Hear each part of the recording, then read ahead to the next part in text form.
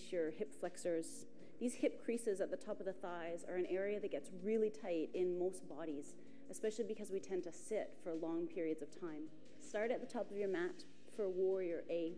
One foot steps forward, the other foot back, and the toes turn just a little over to the side.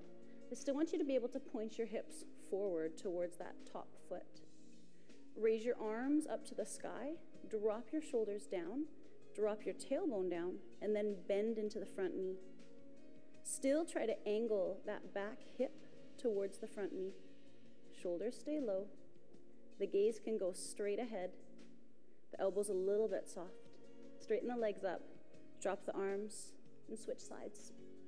Let your front foot move a little over to its own side to give you better balance.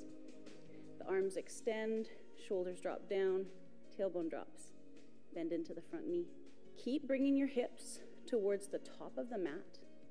Keep pushing down that back heel and the outside edge of the foot. That will help you release this hip flexor more. Straighten up, release the arms. Step to the top of the mat and then crouch down for a runner's lunge. Take one leg back behind you. You can keep the knee up or you could drop it down. The foot could be untucked or not. And then bring yourself up onto your thighs. If your balance feels off, you could use a chair beside you, or you could be near a wall. Switch legs by stepping forward and back. Try to do the same thing you did on the other side, so the knee's up or it's down, whatever you prefer. Bring yourself up, drop the shoulders, drop the tailbone. For our last stretch, come down to your back. Take the feet about as wide as your mat. Turn your palms up. Breathe in.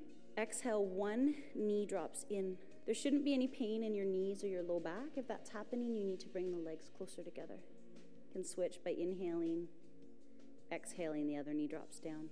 If this feels completely comfortable and you're safe to go a little bit deeper, you could pick your other foot up, gently rest the ankle on the thigh to draw you down a little bit more. If this caused any pain in the low back or the knees, you need to come out right away. Often it's different from one side to the other with how tight you are. So you could always stay longer on the tight side or go back and stretch it again if you needed to.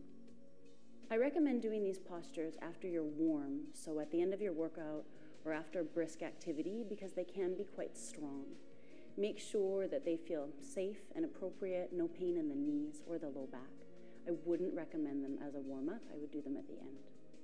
Bring your hands to a prayer position and let your head drop down. Thank your body for all its hard work. And thank you for joining me today. Namaste. Much, Melissa.